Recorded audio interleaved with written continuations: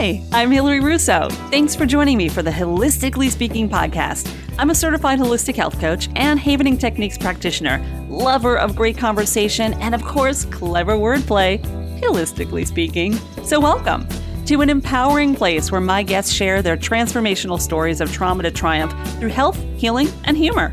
It's the ultimate brain candy as we find out who we are, how we got that way, and what it takes to be a happy and healthy grown-up. And be kind to your mind. I'm glad you're here. I remember some years back, my best friend Jenny was really being challenged in the mother arena. Jenny is one of those gals who completely embodies humor regardless of the situation. I've known Jenny for over 35 years, and I will say, even in times of crisis, she's got her act together. Mostly. I imagine that's not so easy when you add motherhood to the mix. And whether you're a stay-at-home mom or balancing a career, it can be a challenge either way, right? Like this one time in particular. During one of those challenging moments with Jenny's son, Dylan, he was acting out. She turned to me and, after calmly sending him to his room, said, "Hill, sometimes I just want to hug him and never let him go. And other times I want to shoot him through a cannon." Now, I laughed at that. We both did. Actually, we still do to this day. And moments like that, especially when supported by a friend, can create a space for humor. That's what community is about. Well, what happens when the stress of motherhood gets to be too much? Or you don't have a friend or a partner or an ally to get you through these challenging moments? What can you do to mother yourself and turn the chaos into calm and be the mom you're born to be? Well, my guest, Christa Bevan, can answer those questions best. She has made it her mission to support those she calls radical mothers, providing a space to heal so we as women don't have another generation of trauma being passed down to our sons and to our daughters. It takes a village, as the saying goes, or in this case, a radical mother village. On this episode of Holistically Speaking, Christa shares how she supports these moms so they not only have the tools to heal themselves, but are aware of the loving and safe space that lives within each and every one of us. And even if you're not a mom or even a woman, this conversation may open your eyes to the power of healing the inner child that lives in each and every one of us. Take a listen. All right, Miss Christa. So you definitely have had a radical mother morning, as you mentioned, with your little one. What a great way to get into this conversation on Holistically Speaking. Thanks for being here. Thanks for taking time out from your busy schedule as a mom, and appreciate you sharing. Yeah, thanks, Hilary. I'm excited to be here.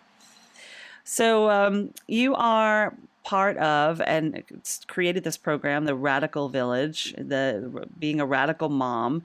And I want you to kind of talk about that a little bit, because I think, what really pulled me to you was that one thing I've noticed, especially during the pandemic, was that parents were really struggling with their kids. And that's in addition to the struggles that parents have all the time raising kids. So talk about what you do and how you got into that, if you will. Sure. So the mamas that I work with, I affectionately call radical mothers. And what unites all of us is that we are dedicated to consciously breaking cycles of generational trauma. So we, for whatever reason, have come into motherhood or been at a point in motherhood and realized that the way we were raised and the way we were parented and the things that we dealt with in our own lives as children stopped with us. And that at all costs, we were not going to perpetuate that. And that was actually my feeling before my son was even born. I sort of had this sense that the trauma from my childhood was something that I was not willing to pass along to him. Well, I didn't know it was a him at the point, but I was not willing to pass along to my children, even if that meant that I forego having kids, even though I really wanted a baby. And in that, I found that it was really lonely, and And it was something that I felt very isolated from others on. And then once I did become a mother and my son was born, I found that that sense of loneliness continued. And at the same time, I knew I couldn't be the only one doing this work. And so I started seeking these other mamas out who were also, doing this personal development work and trauma healing work and really looking at the cycles of things that we had inherited and figuring out what to do about that. And in our modern mothering paradigm, that is a radical act to prioritize yourself, to take time away from your children, to do your own transformational work, and to really change your own life for the sake of also changing your kids' lives. What's really interesting about that is that, one thing I've noticed, especially with single parents, single parents that I work with, or a parent that I work with their children in the work that I do, is that there's this feeling of guilt. And I think it happens even with those who are co-parenting, that letting the child cry or letting the child really go through that temper tantrum, or not always feeling a need to say yes, and instilling these core values in a child without feeling like, am I doing something wrong based on my own traumas, is really interesting when that comes up. And can you elaborate on that a little bit? Like, how would you handle that with your own child, with your son, and then also with those that you're helping in your Radical Mother program? Sure. Yeah, because mom guilt definitely affects all of us. Yeah. And it's something that, we really have to do work to diminish. And I think for me, a lot of that comes through understanding why I'm being triggered and also what my son is going through that's actually triggering me. So you brought up tantrums. I am in the middle of tantrum season of motherhood right now. And it's hard because in order to get through that, you need to really co-regulate your child, right? You need to be able to be the calm, grounding presence so that your child can get through that a little bit quicker. And that's really hard to do when you yourself are dysregulated. But it's also about understanding what's going on for your child, which is that a tantrum is actually their way of trying to get their needs met and also regulate their own system. And when we can understand that, it makes it a little bit easier to show up and understand that process, because it can be really overwhelming when you are already feeling overwhelmed, if you're already feeling drained, if you're already feeling like your needs aren't being met.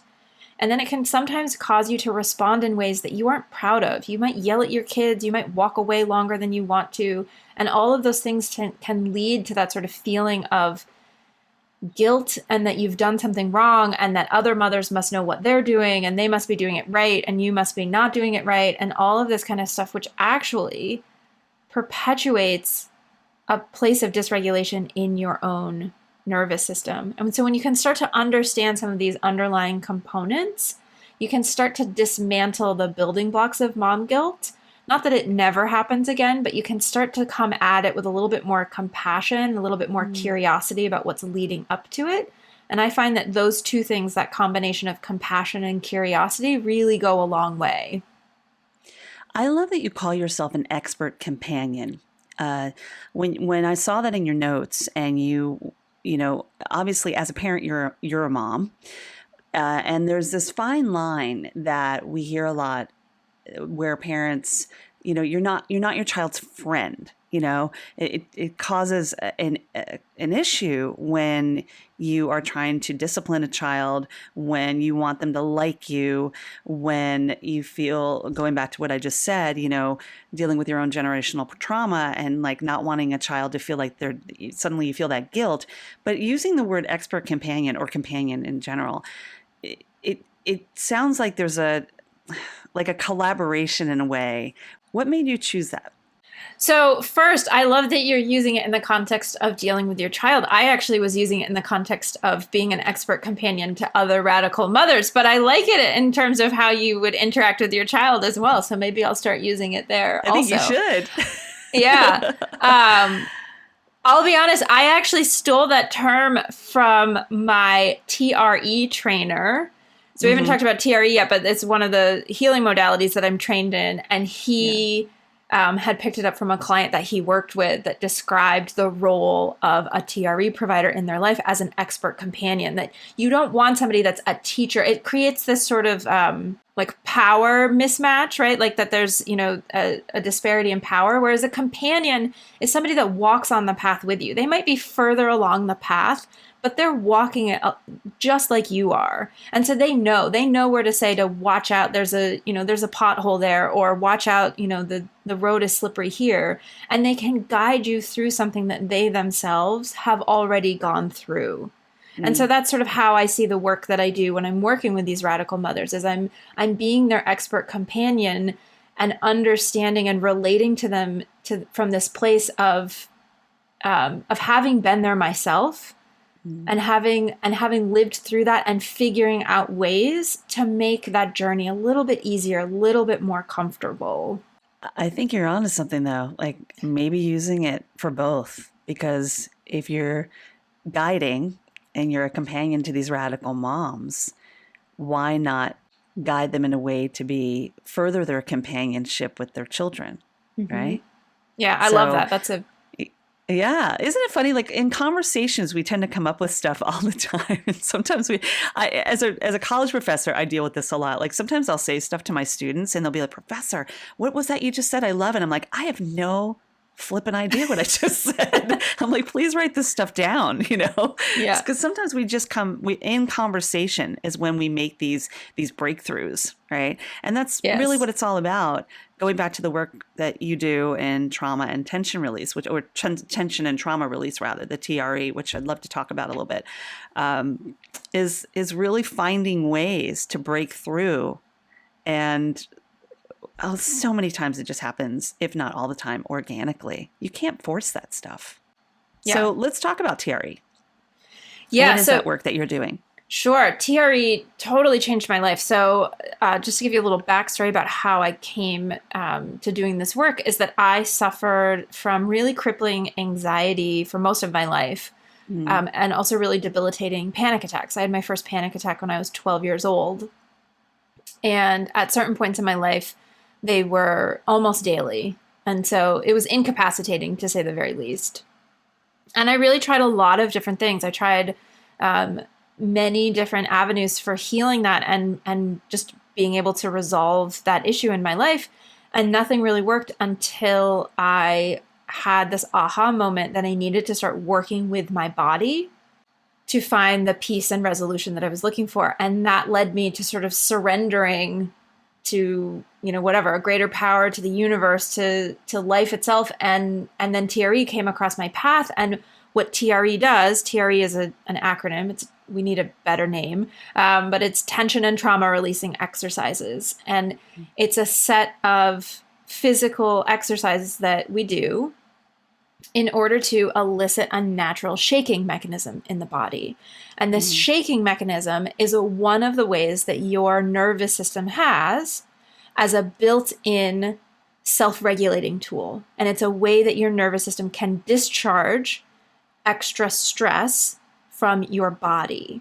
And so the thing is that most of us tend to not discharge our stress. Most of us tend to hold on to it, bottle it up, lock it into our physiology much of the time.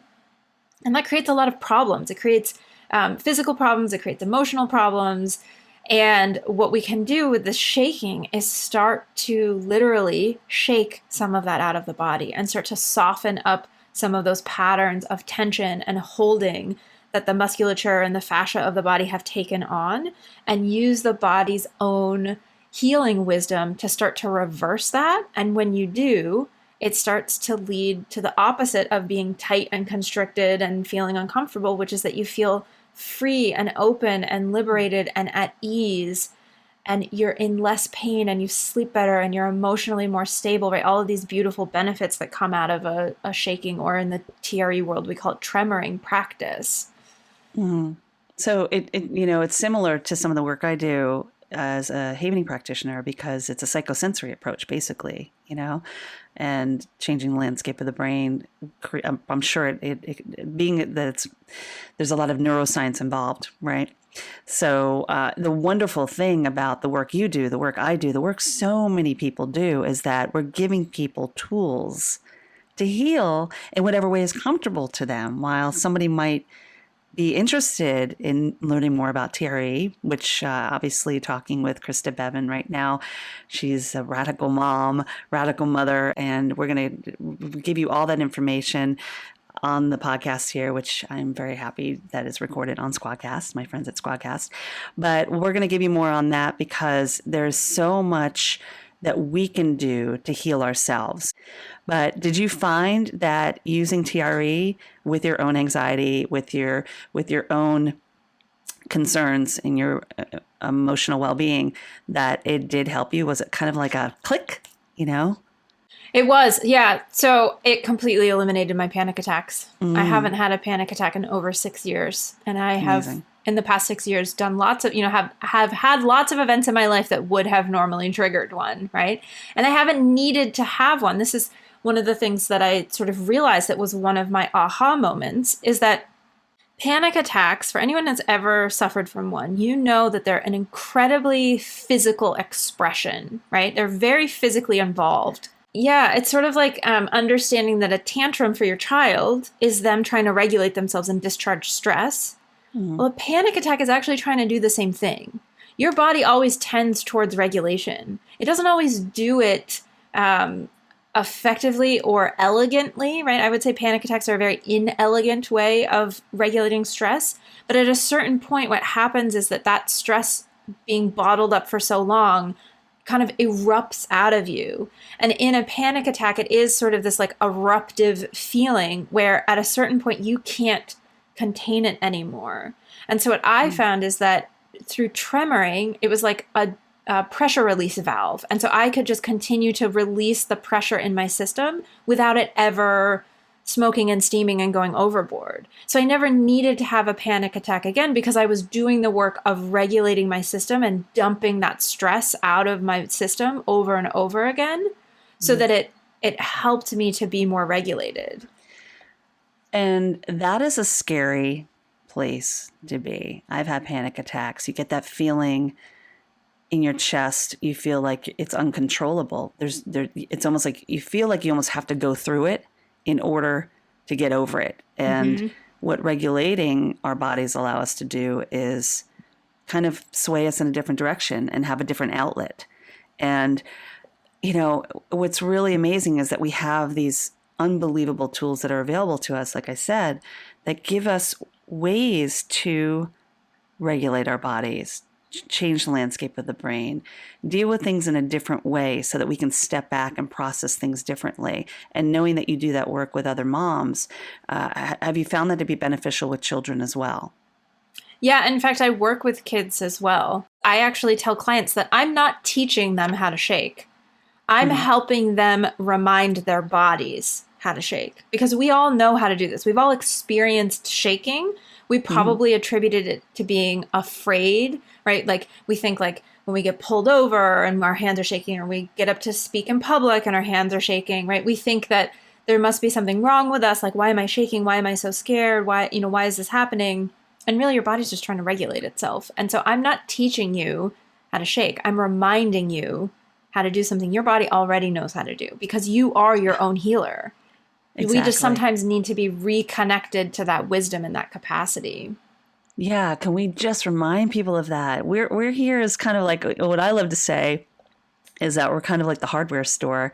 You've already bought the tools. You might just need a reminder of how to use it, right? So maybe I'll do a little tutorial and then you're at it. Go take the hammer, go take the nails. It's all in your mental health toolbox kind of stuff, If we can just remind everyone that's listening, you have that power within yourself, whether you choose to use TRE, havening, meditation. There's so many different approaches out there that you can put in that mental health toolbox. It's really about being able to take a step back, and before you react, what can I do before I make that choice that could be detrimental? And what is that choice based on? Is it based on something I went through?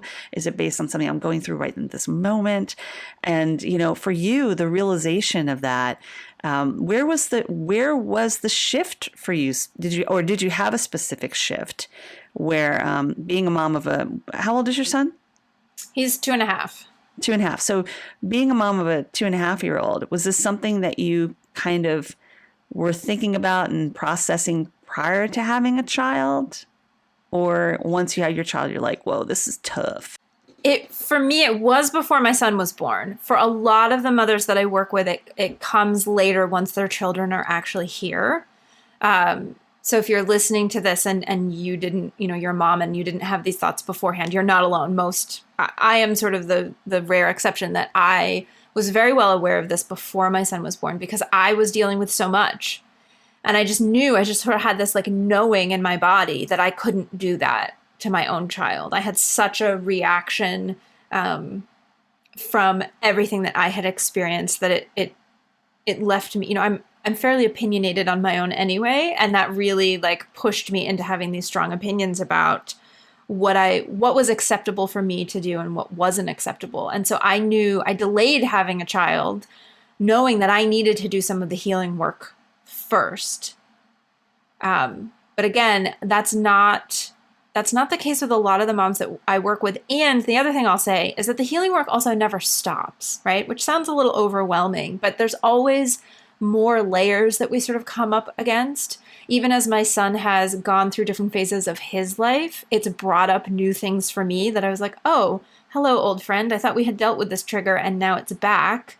Except now it's not in me, it's in my child. How can I interact with that differently? How can I move through this knowing what I know, using my toolkit of options? What can I do to get through this? But also being able to identify like there's still work that needs to be done. And this is a constantly, like a constantly moving target to do this. And that's why I am so passionate about creating community and support for these mamas that are doing things, because motherhood is hard.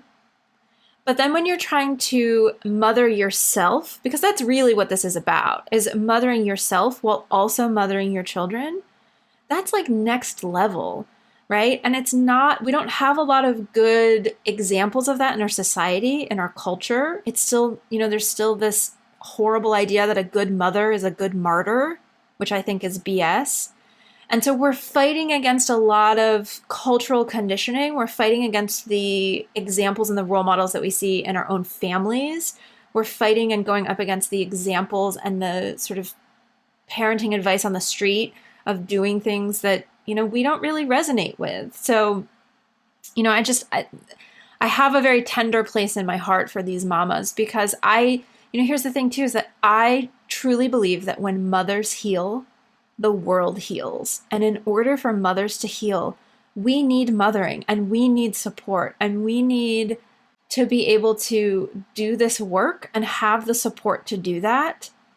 And in our country, unfortunately, we're not very supportive of moms and families in general, let alone the ones that are taking on this extra layer of really applying conscious parenting, to all new heights. So yeah, there's, it's interesting you said that we have to heal the world, because I remember there was a meme out, a quote a while ago, and it always resonated with me. And I think it was around the time I was, really involved with these women's circles. And it was about when you're healing your own trauma, it's healing the trauma of your mother, it's healing the trauma of your grandmother, it's healing the trauma of your sister. And it really hit me hard. We're not just healing our own trauma. We're really touching into the women in our lineage and how it has affected us as a woman, and a mother. We're all mothers in a way, So I really would love for you to talk about the idea of the inner child a little bit, Yeah, I'm glad you brought that up, because here's the thing is that, we've been talking about moms in the sense of like having your own children that you're raising, right? But like you said, Hilary, you're not a mother, but that doesn't mean that you aren't a mother to your own inner child. And all of the work that I've been talking about is still stuff that anyone can do, whether you have children or not, whether you're a man, whether you're a woman, it doesn't matter, because within all of us, we have a part of ourselves that's our inner child, right? It's the part of us that maybe didn't have our needs met as a child. It's the part of us that maybe didn't get recognized in the way that we needed to. It's the part of ourselves that maybe didn't have the secure attachments that we needed as a child. And so there's that part of us that we can tap into and mother anyway, right? And this is what I mean, the radical mothers that I'm working with are mothering themselves. So they're nurturing their inner child and their children. But even if you don't have children, you can still nurture your inner child. You can still be in a situation and say, wow, that response, like the way that I'm reacting to something, it seems like like, why am I reacting this way? Well, maybe it's not me. Maybe it's my inner child. Maybe there's something here that's triggering that part of me that is unhealed from my childhood. And again, like you were saying, Hilary, it's not always big T traumas that we're facing, right? It can be smaller things. It can be anything that overwhelmed our system. Anytime that we weren't heard, anytime that we weren't seen, anytime that we didn't feel safe, those parts of us are still in us. And until we do the work to kind of go in and fill those gaps for ourselves, that inner child is going to keep sort of knocking at the door saying, hey, wait, what about me? I need this in order to feel safe, right? And when we can start to have, and it sounds even kind of silly if if you're new to this work or haven't done this before, but even just literally having a conversation with your inner child and saying, okay, I hear you. Like, what does little girl Christa need right now? And then just being quiet and then waiting for an answer and following your intuition on what that is. I had an experience a little while ago with my sister, actually, where there was a conflict between us. And I was really struggling, not just with the conflict, but with the way that I was sort of responding to it. And something about my response felt a little bit off. And I couldn't quite figure it out for a couple of weeks, but it kept sort of nagging at me. And it hit me. I finally realized that the conflict wasn't so much about adult Christa and my sister now. It felt like I had some wounding of my inner child, Christa, that was really uncomfortable with how a situation with my sister was playing out. And I realized that I needed to honor that part of myself, even though I felt like the adult version of me didn't have an issue. And I said that to my sister. I said, right now I need to protect my inner child, and that means I need to take this break for just a moment. And once I give her that attention and honor that she has a boundary that's being crossed right now, then I'll come back to this. But for a moment, I need to really respect that, because it wasn't about me, it was my inner child. And I was able to make that distinction. So how do you face those that you talk to about the work you do, using certain words, using certain language that might not be familiar to them, so that they understand, like, what do you mean you got to get in touch with your inner child? How would you approach that? Yeah, so it really depends on your audience, right? So with my sister, I knew that she would be, I'm her wacky older sister. So she's used to me sending her, like weird messages of like, my inner child needs a boundary right now. And she's probably like, okay, there she goes again, her inner child. Right. So with my sister, I felt comfortable to do that. If it was my father, I wouldn't use that language, because it would have no contextual relatability to him. So it's really, it's framing it to your audience. I find it helpful to myself to frame the difference between what I need and what my inner child needs as a way of processing through it. Because when, I truly believe that alteration follows awareness. So that sort of uncomfortable feeling that I had for a couple weeks before I was able to distinguish that it was really my inner child, and that's why it felt a little bit off, because it wasn't me, but I still felt upset, helped me to then go, oh, okay, that's why I'm upset. It's my inner child is just, needs some attention. So now I can do something about that. I can understand that this is what the boundary is for, and I can understand that she just needs some soothing, and then I can go back to my sister. But if I hadn't understood that, I would have just kept feeling like there was something wrong with me, and kept feeling this sort of, like this feeling of something being off without really understanding what it was, and internalizing that as sort of shameful, like, what's wrong with me that I feel this way when I don't feel this way, but I do feel this way. Yeah. which didn't answer your question about how you frame this stuff to other people. I got off on a tangent there. But like you said, okay. You mentioned that you have to frame it differently for different people. And you kind of know your audience, whether it's one person that you're talking to that might just not be familiar with, maybe they're more into traditional, they're a little more conservative. I try to think, how would I frame this to my dad if he was still here? How would I frame it to some people that I meet on the street that are just a little different in their, and we're all different. It's all bio-individuality, really. We all have different ways of living and being, right? So that does answer the question. And maybe for those other coaches out there that are listening to the podcast, maybe it's a little something that we're sharing, in that remember that every person is different. Be mindful that you have to frame things differently with whoever is before you. And sometimes that comes back as mirroring too. We learn from our clients, right? We learn from those we are having conversations with every day. I think it's probably one of the reasons why I love doing this podcast. And I'm sure with the Radical Mother podcast, Radical Mother Village podcast, you probably learned so many things from your own conversation.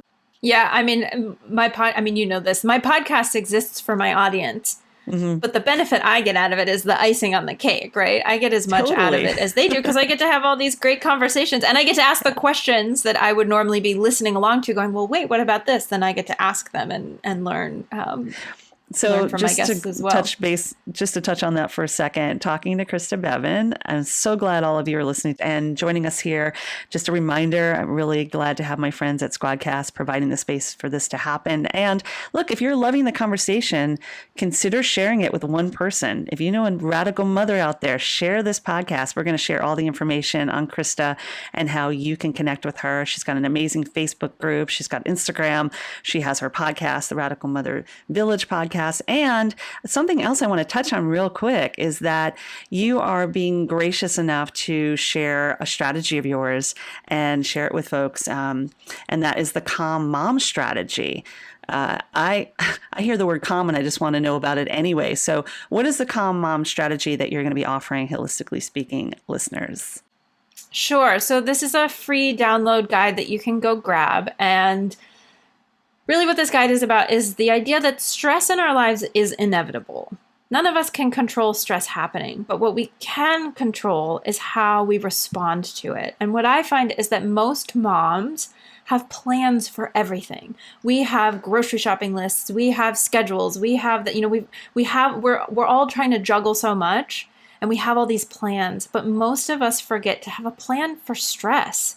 And so we really need a way to be able to approach that inevitable stress of motherhood, because let's face it, motherhood throws all kinds of wrenches at us all day long, to be able to deal with that, to be able to navigate through discharging stress from our body, to navigate regulating our nervous systems, planning for things that we can avoid, and also planning for things that we can control and not control, right? So the strategy helps you walk through all of that and create a plan for the next time that stress comes up in your life. Amazing. I love that. I'm going to download it. And that goes to show you that, again, you don't have to be a mom. We all, and so many of us have schedules, what kind of personality you are. We're always scheduling things in life, and sometimes stepping away and disconnecting can allow you to reconnect in a way. So whether you're a mom or not, highly recommend it. We're going to add it to the podcast page of where you can download the Calm Mom strategy that Christa is graciously offering. If you just download that, and then you have it at your availability whenever you need it. So I want to go into one other thing, and that is, let's talk about this new program you have, the Reactive to Regulated Mother course that you've created. Let's touch on that a little bit. Yeah, I am so excited about this, because this is a course for moms who are tired of being so reactive and feeling dysregulated, right? We all yell at our kids and then we feel bad about it. And so this course is all about using my framework of nervous system literacy to really create an awareness of your nervous system, befriend your stress responses as superpowers instead of stumbling blocks, and out of that, cultivate more compassion for yourself. So this course walks you through how to do all of that with mom-friendly, evidence-based tools, so that it's both educational information and also embodiment exercises for you to do and implement in your life. And is this a course that people can do on their own, at their own pace, or is it something guided where it starts a certain date? It's not. So to keep it as mom-friendly as possible, it is self-guided and self-paced. Nice. So you can start anytime. You have lifetime access to the course. You can come back and rewatch and pick it up. It's got audio downloads, so you can take it with you on the go, because a lot of mom life happens on the go. So I tried to make it as mom-friendly as possible. And no two moms have the same schedule. Exactly. That's great. So we'll share more about that on the podcast as well. So before I let you go, and I'm sure you have a busy day, and like you said, you're like, my 2.5-year-old might make an appearance, or we might hear him in the background. He's been good thus far. He has. But before... Is he napping? Is that what he's doing? I'm sure he's not napping. He's on a nap strike currently, which led to the fiasco this morning. So. Oh, boy. You're practicing your own skills, I would imagine. Yes, every day of my life. So before I let you go and get back to mom life, which is 24 hours anyway, right? Yes. What do they say? A man works from sun to sun, but a woman's work is never done. That is such an old saying, by the way. I should not even say that, because men are so participatory, and there is a sense of motherhood and fatherhood involved with both parents, right? But I remember hearing that as a kid, and I'm like, yeah, a mom's work, it is a full-time job. And, I do want to touch on that real quick. For those moms out there, and this might be something that you cover in the course, but for those moms out there that might have had a career and took a step back from life with that purpose, and I use that term just because a lot of people think my career is my purpose, and it might be part of that. What about those moms who have said, you know what, I'm going to be a full-time mom, which, by the way, is a job, and and sometimes not a job that gives you benefits and pays back, but it does in other ways. What are your thoughts, and what would you like to say to moms out there that might have taken a step back from the actual traditional career and dove into being a full-time mom? God bless you. What's that? I said, God bless you. That's my advice. It's a lot of work, right? And I think two things. One, if that's what you want to do, then embrace that and let yourself enjoy that decision and do it without guilt, and really embrace that you are being there for your kid in this very important time of their development. And at the same time, I will also say, if you thought that you wanted to be full time home with your kids, which was me, and you've decided that you actually don't, and that you actually want to do something more than being with your kids, that you have permission to also change your mind and let yourself update what you think you wanted, because that happens. And we don't hear that enough, that you are allowed to change your mind and you're allowed to try something and then go, you know what? This isn't exactly what I thought it would be, that I dreamed of for all those years. And I actually want something different. So whether you're at your job and you want to be at home, or you're at home and you want to be at a job, find a way to make it work. Because here's the thing, if you are a more fulfilled mother, you will be a better mother. But regardless of what you choose, if you resent the situation that you're in, your kids are going to pick up on that, and they're going to know that, and they're going to see that coming from you. And instead, if you chase after what you want, you're going to give them permission to chase after what they want to, because they're watching us and they're looking at what we do, and we are really their role model. So that means you have to walk the walk and talk the talk for how you want your kids to grow up and think they're worthy of being. You've got to embrace and embody that worthiness now. And that's not always easy. I'm so glad I asked that question now. It just, I mean, and normally I do a final thought, which you might have another final thought, but that is so powerful, because we tend to beat ourselves up so much. And that fear of missing out and the fear of this, and we're either guided by fear or love, right? And the fact that what you just said is we have the ability to change our mind. We choose to choose, right?